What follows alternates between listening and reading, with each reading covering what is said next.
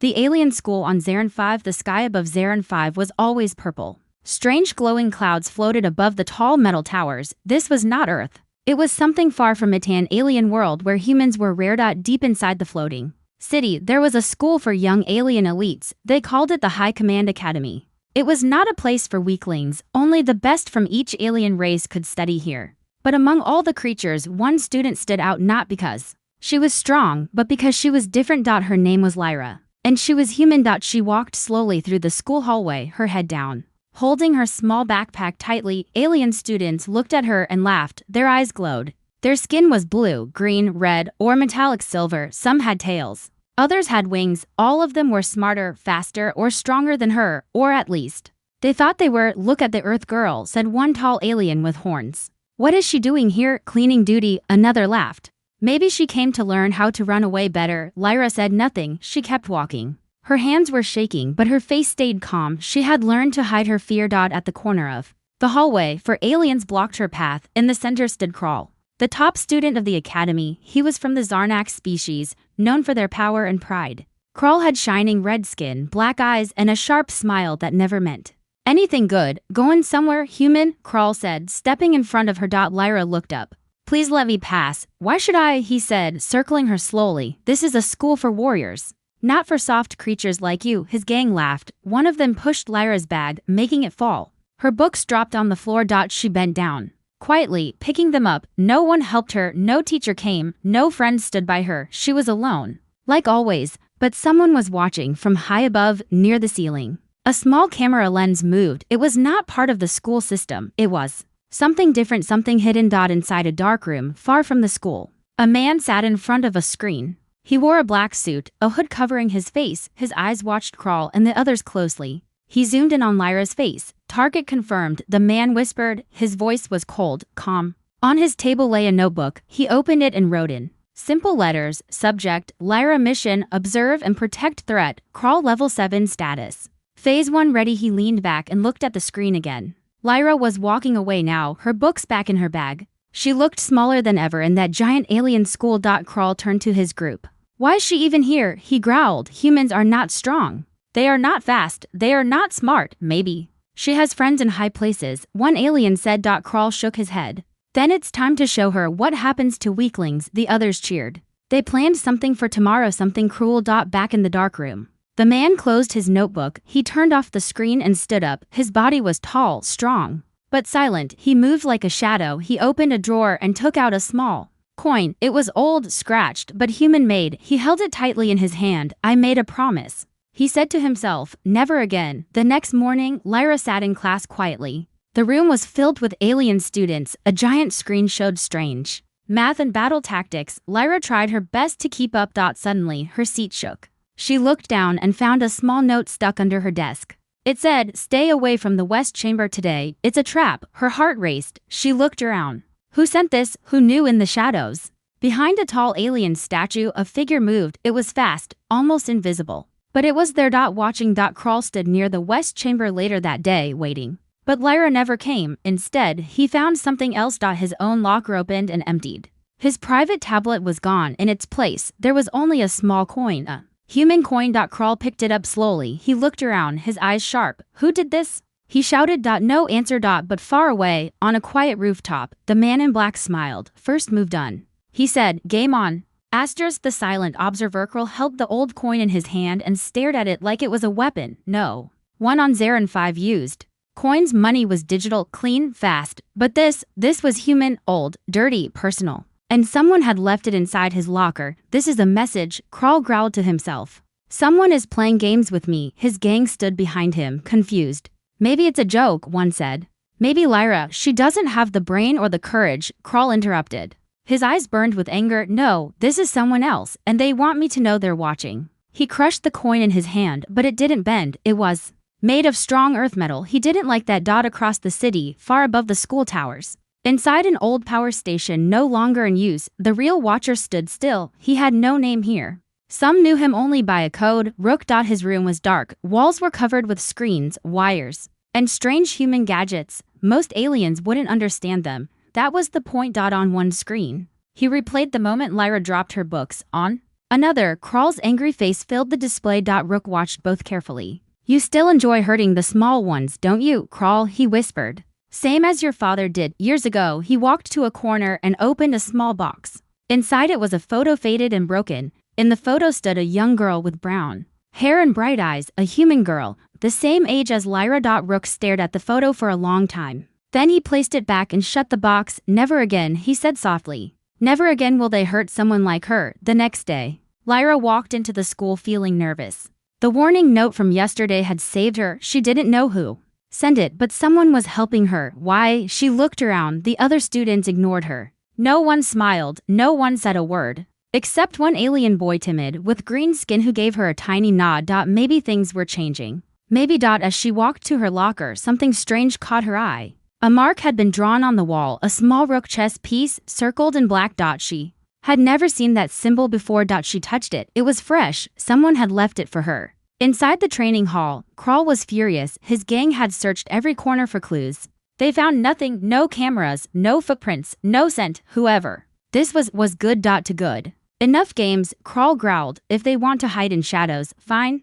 We'll drag them into the light. His plan was simple: frame Lyra. If the teacher saw her breaking rules, she would be expelled. Easy. So he set a trap. He reprogrammed a gravity chamber to fail when Lyra entered. She would float helplessly in zero gravity, a danger to herself and others. The system would blame her, but someone was watching. Rook had already hacked into the chamber's controls. That afternoon, Lyra received a second note in her locker. This one was clearer. Don't go to chamber 12. Trust me, Rook. She read it 3 times. Rook, was that a name, a code? Her hands trembled. She was scared, but also curious. Who was this person, and why was he helping her? She skipped chamber 12 and went to the library instead. Half an hour later, alarms echoed through the building. Gravity malfunction in chamber 12. Student trapped. Crawl floated helplessly in the air, spinning, panicking. His gang stood outside, shocked. A few teachers rushed in to help. No one laughed. In a dark corner, Rook watched from a rooftop nearby. He adjusted his gloves and smiled slightly. You wanted to trap the innocent, Crawl, he whispered. Now you know what it feels like. He walked away into the shadows, code flowing behind him. But he knew this wasn't the end. Crawl would come back harder, more dangerous. Rook needed to be ready. Later that evening, Lyra sat alone in the dining hall. She opened her food packet but didn't eat. Her mind was full of questions. Who is Rook? Why is he helping me? How does he know what's happening? Suddenly, someone sat beside her. She looked up. It was the same quiet alien boy who nodded earlier. His name was Talek. You're brave, he said softly. I'm just trying to survive, Lyra replied. Someone is helping you, Talek said. I heard about Crawl. He's angry, very angry. Be careful. I didn't do anything, she said. I know, Talek nodded. But Crawl doesn't need a reason, he only needs a target. Lyra looked down at the table. She didn't want to be anyone's target. She didn't want to fight. But something deep inside her was starting to wake up. Strength. Across the city, Rook added one more line to his notebook. Phase 2 begins tomorrow. He looked out of the cracked window. Lightning flashed across the sky. They think humans are weak, he whispered. They've forgotten what happens when we fight back. The first warning. Night was quiet on Zarin 5. Stars blinked in the purple sky like cold eyes. Far above the academy, a satellite blinked twice then shut down without warning. Rook had just hacked it. He stood in the dark, his back to the moonlight, watching the city below. They'll start searching soon, he whispered. Let them. The game has just started. The next morning, Crawl walked into the school with eyes sharp and fists clenched. He didn't sleep. The gravity trap had failed. Not only did Lyra escape, he was the one who got humiliated. His locker was still open. The coin was still there, stuck with alien glue. He couldn't remove it. It was as if the coin wanted to stay. To remind him, someone is watching you. He crushed a data tablet in his hand and looked at his gang.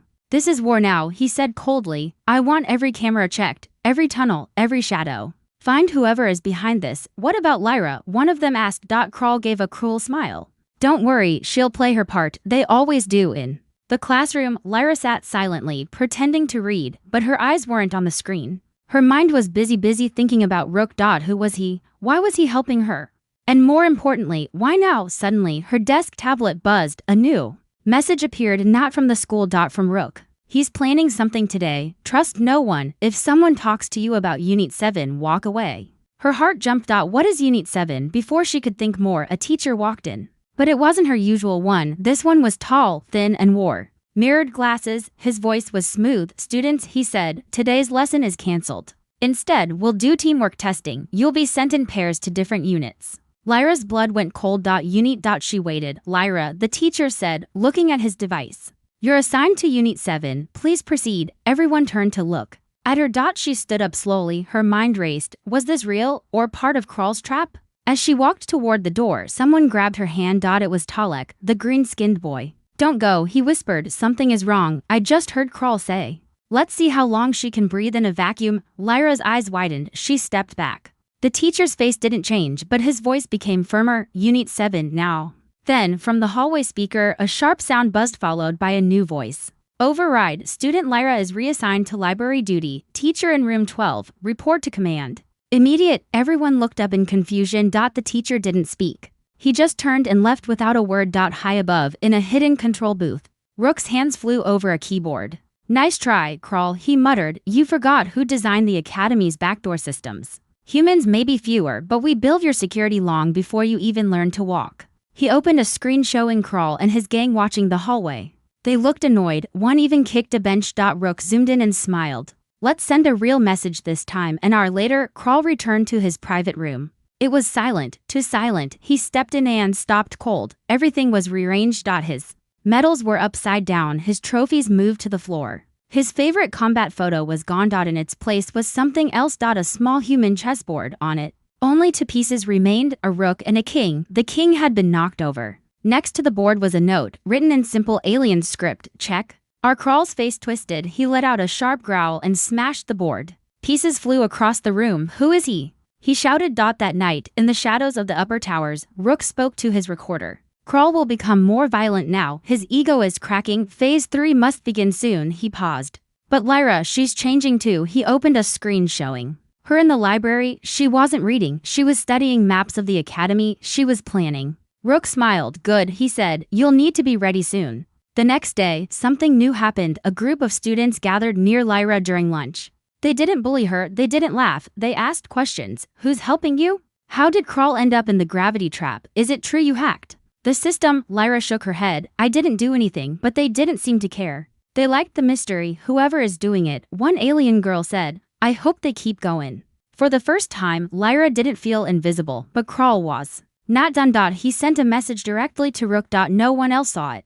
No one else could even access the secure frequency. But Rook found it blinking on one of his old human channels. Only someone smart would know how to send it. He opened it. A single line appeared on the screen. Come out and fight, coward. Rook stared at it, then typed back. Soon, but not on your terms. He leaned back in his chair. Let him wait. Let him burn. The longer he waits, the more he breaks. He pulled out the coin again, the same coin he once left in Kral's locker, but this time he turned it over. On the back were initials, scratched in by hand. LWROOK stared at it. A name from his past, a reason for all of this. He closed his eyes. You were strong, little one, he whispered. This time, I'll protect her. And we'll finish what they started.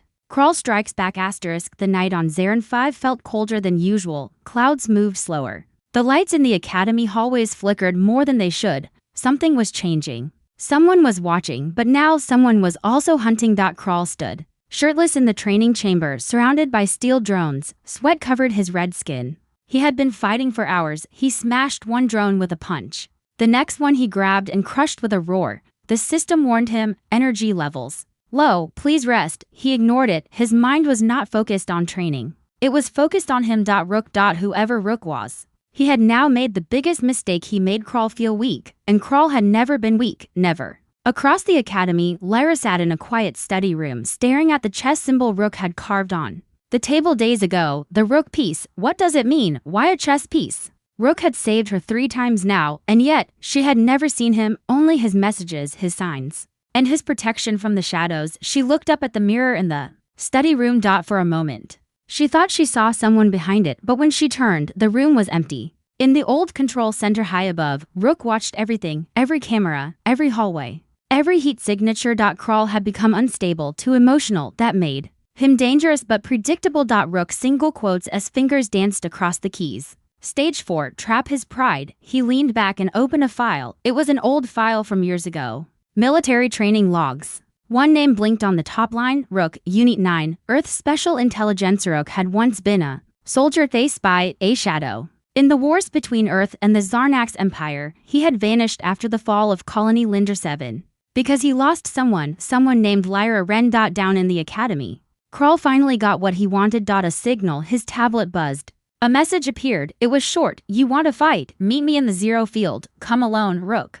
Krull's grin returned. It was sharp, cruel, full of rage. He's making a mistake, he said aloud. He didn't tell his gang. This time, Krull would end it himself. Midnight came. The Zero Field chamber was silent. A giant room where gravity didn't work. Bodies floated, movements were slow, and sound vanished.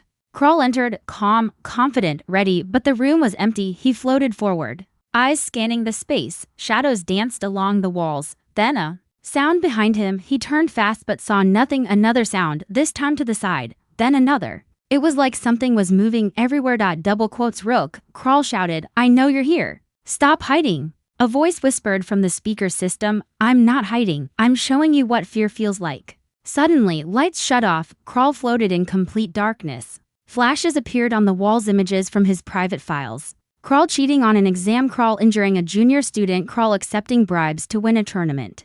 How do you have this? Krull shouted. Rook didn't answer. Instead, the screen now showed something else, an old battlefield. Rook single quotes S voice returned. This is where your father killed civilians. This is where my sister died. And you're becoming just like him. Krull's fist shook. You think showing me history will break me? I'm not my father. No, Rook said, but you're on the same path.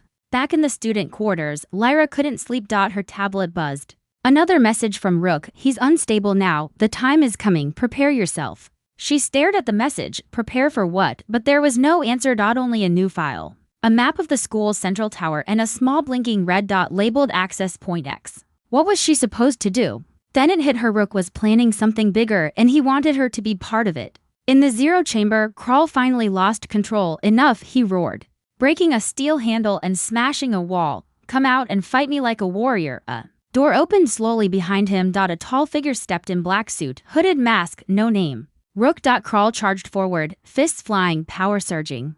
Rook dodged, calm, smooth, fast, not using strength, using technique. Krull punched again. Rook grabbed his arm and twisted it midair, sending him spinning. Krull growled and flew forward again. Rook didn't punch. Instead, he hit 3 small points on Krull's suit. Krull froze midair. His suit had shut down. Rook floated closer. This was never about beating you with power. It was about showing you you're not in control anymore. He placed something in Krull's hand. A photo. Lyra, smiling, years ago, same as the girl in Rook's memory. Krull stared at it, confused. Rook whispered, you took one Lyra from me. You won't take another. And then he was gone, vanished into the shadows. Krull landed hard as gravity returned. He couldn't move for a few seconds. The lights came on. The photo still in his hand. His mind racing. The next morning, Lyra woke up to chaos. Krull had filed an official complaint.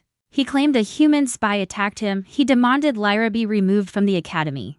But things didn't go his way this time. Other students had started speaking up, small stories, little moments, quiet resistance. Rook single quotes, a shadow had started a storm. And Lyra, she was becoming its spark. In the control room, Rook watched the academy's files update. He spoke softly, let the empire tremble. Let the academy learn, humanity doesn't fight for power, we fight for those who can't.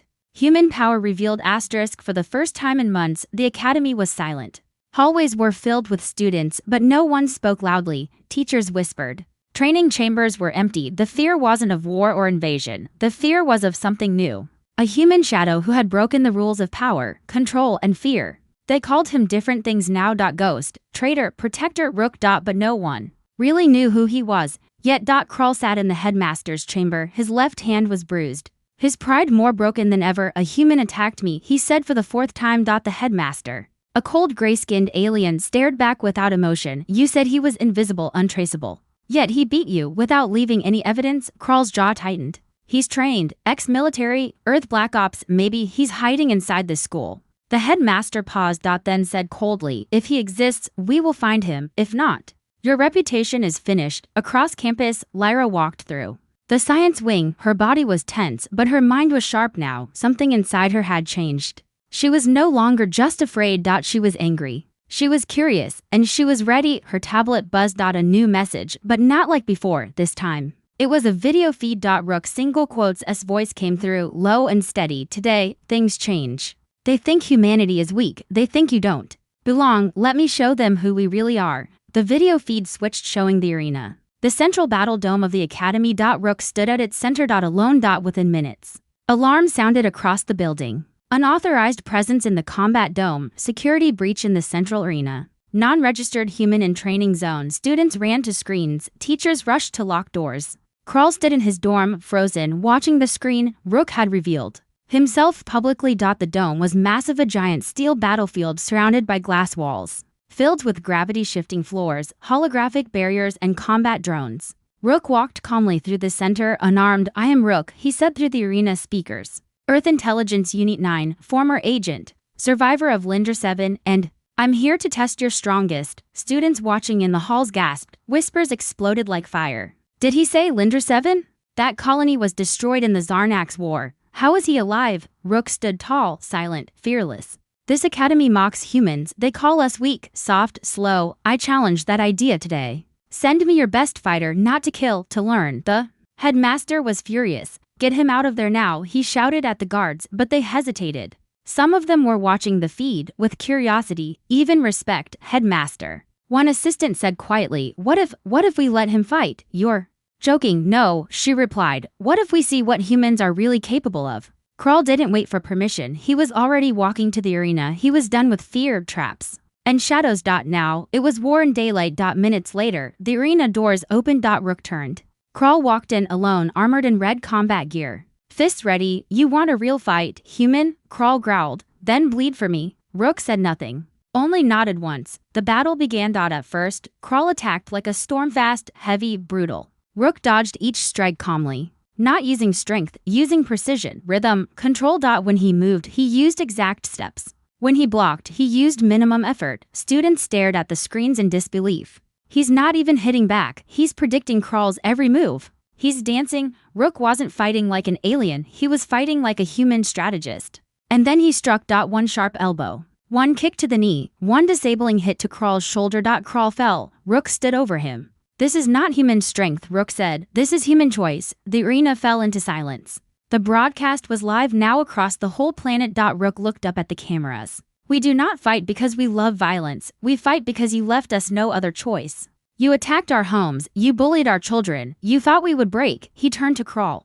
still breathing hard on the ground. "But you forgot what makes humans different. We don't fight to win. We fight when no one else can. We fight for each other." In the control room, the headmaster slammed his hand down. "Shut it off. We can't," a tech said. "The system is locked from inside." "By who?" A new voice came through the speaker. "By me." It was Lyra. She had connected her tablet to the school core. Rook had shown her how. "If you silence him," she said, "you silence the truth." Rook pulled something from his coat, a badge, Earth's old emblem, burned but still glowing. He placed it on the ground. "This school teaches combat, power, domination, but humans teach something else: resistance, resilience, unity." He turned one last time to the camera. "This is your warning. We are not many, but we are not afraid of you anymore." Then he walked out of the arena. No one stopped him. No one could. Later, Lyra met him on the rooftop. The first time she ever saw him face to face. "You were never just helping me," she said quietly. Rook looked at her. "I was helping the version of me that couldn't be saved." She nodded. Double quotes. "What now?" Rook handed her a dataship.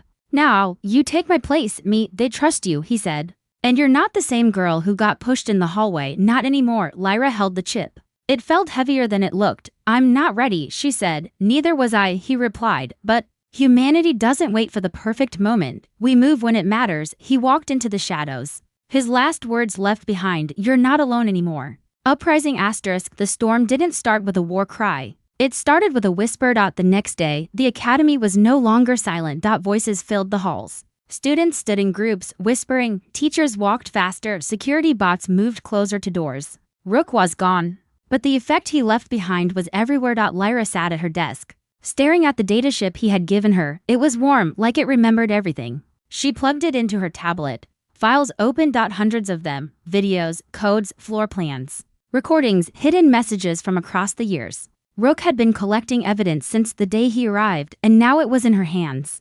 A message played. Rook single quotes S voice: "They'll try to silence this. They'll say it's rebellion, but truth is not rebellion, it's freedom. And freedom always begins with the brave." Kral watched everything from his dorm. His face was calm now.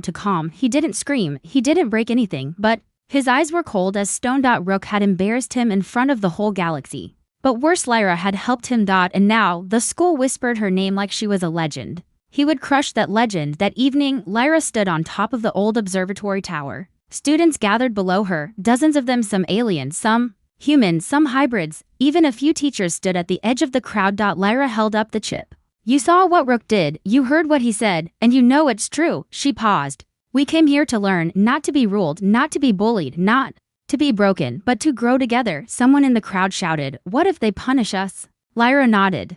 They might, but let them try. They can't stop all of us. Students started cheering. Others held up handmade signs. We are not weak. Truth has no species. Rook woke us up from the shadows. Talik stepped forward, the green-skinned boy who once only watched. Now, he stood beside Lyra. We're with you, he said. Lyra's hands trembled, but her eyes were strong now. Then it begins tonight, across the campus. Small actions started. Students refusing certain classes, others sharing Rook's files through secret servers. Some painting the Rook symbol across lockers and walls. The school could no longer hide the truth. But Kral wasn't finished. He had his own plan. Late at night, Kral walked into the weapons testing bay. No one was supposed to be there. But he had the codes. He opened a locked container, one not meant for students. Inside it, AZ-9 combat drone. Illegal, banned in 5 systems. Powerful enough to flatten a building. They want a symbol, he whispered.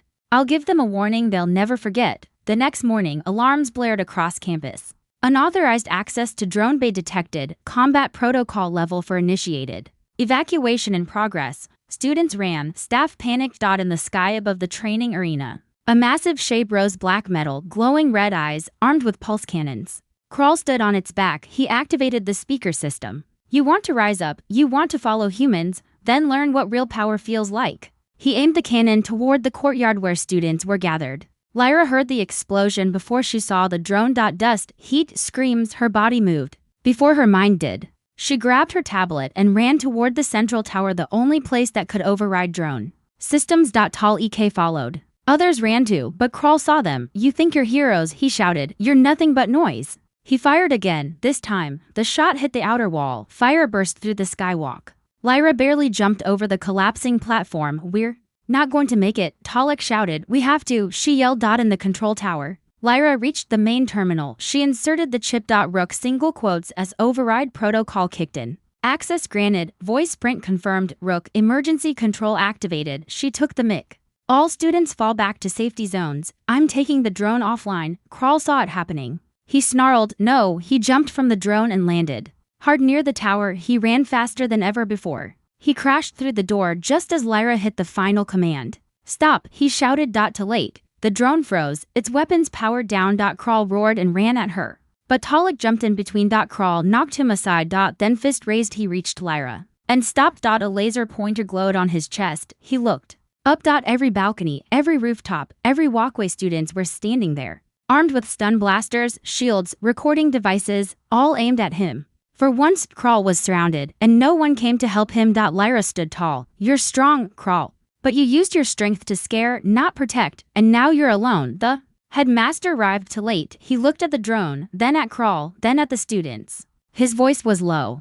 Take him, guard stepped in. For the first time, Kral didn't resist. That evening, the Rook symbol was burned into the center of the training arena, not in anger, but in honor. A reminder, not of war, but of awakening. Lyra stood again before the academy, but this time, she wasn't alone. Rook showed us the path, but we must walk it. This school can still teach power, but let it teach compassion too, not just strength but unity. In the shadows of a nearby building, a figure watched. Rook, no longer hiding, just distant, he smiled. Once, you did it, Lyra, now, it's your turn. He disappeared into the stars. Humanity rises. The sky over Zarin 5 burned gold that morning, not because of war, not because of fire, but because something had changed. Forever. The academy had gone silent once again. But this silence was not built from fear. This time, it was respect. In the center of the main plaza, students, teachers, and alien diplomats gathered. A new statue stood where the old Zarnax war general used to be. A tall, cloaked figure carved from black stone. Rook. His face was hidden, his posture calm. One hand rested on a chess piece, the Rook. The other hand reached out. Open. Beside the statue, an inscription. He came from the shadows, not to conquer but to awaken, to protect the weak, and remind us all what it means to rise. Lyra stood at the front of the crowd. dressed not in armor but in a plain black jacket, Rook's jacket. She had earned it. 2 weeks had passed since the uprising.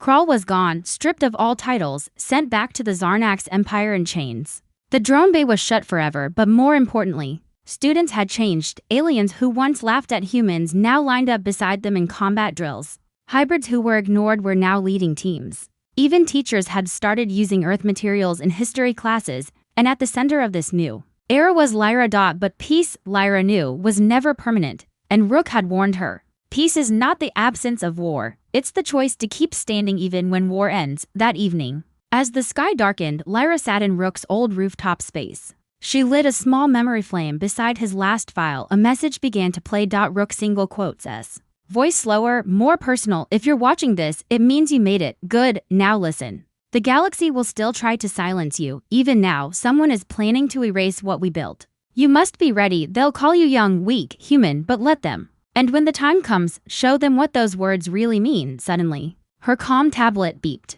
A priority alert from orbit control. Unregistered ships approaching Zarin 5. No response to communication. Possible Zarnax war fleet fragment. Lyra stood up slowly, not afraid, just aware. The warning Rook gave was not poetic. It was a countdown. The next morning, the sky turned darker. 5 Zarnax warships appeared above the planet, not full armies but mercenaries, ex-soldiers. They were loyal to Kral's bloodline and they had come to take revenge. Send us the girl who humiliated our name, the message said, or we burn your school to ash. Inside the Academy war room, panic spread. Leaders argued. We can't fight ships with students, they'll destroy everything. Where is the Earth Council? Why won't they answer? Lyra watched them. And then she stood. Then we don't wait for help.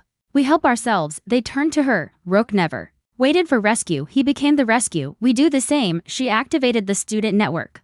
Her face appeared across every screen. You already know my name. Now hear what we must do. They want fear. They want us divided. But we are not the same academy anymore. Rook is gone. But his mission lives in all of us. We are the new defense, not by force, by unity. This is our ground, and we do not kneel. Students began forming units. Not to attack but to protect. Telepaths blocked signals. Engineers hacked into school satellites. Combat students set up gravity fields to trap incoming troops. Lyra led from the front. No weapons, just a voice. When the first dropship came down, the Zarnax soldiers stormed toward the main hall. But they didn't find fear, they found a wall of students, every species, standing shoulder to shoulder. No one moved. No one ran.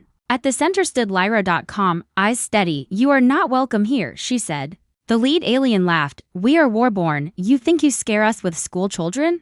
No, Lyra replied. I scare you with what we believe in, and belief beats fear, every time. Suddenly, their weapons jammed. A hidden network virus coded by Rook himself activated through the hacked school systems. The soldiers stood, confused, unarmed, behind them. Zarin 5 defense cruisers now under student control hovered in the sky. Surrounded. It was over in 10 minutes, without a single life lost. Rook's final strategy had worked. Not with power. But with preparation, unity, and will. Later that night, Lyra stood alone at the base of Rook's statue. She looked up. A small star flickered in the sky. Was that you? She whispered. Then she opened a new file. This one was hers. She began recording. This is Cadet Lyra Wren, human, student leader, and today, Zarin 5 stood as one. This is not the end, this is the beginning of something greater, not a human victory. Not an alien one, a shared one. Rook gave us the spark. Now we carry the fire. She closed the file and walked into the night. Far away, beyond the edge of Zarin 5's orbit, inside a hidden cruiser, a man watched the broadcast. He smiled. His face older now, tired. But his eyes still sharp. Rook leaned back in the pilot chair. They don't need me anymore, he whispered, and he powered down the feed. The legend of Rook would live on, but more importantly, the strength of humanity had risen. And it had taught the stars something they would never forget. We may come from one small planet, but we do not fight alone. We fight for what's right. And when we rise together. The end.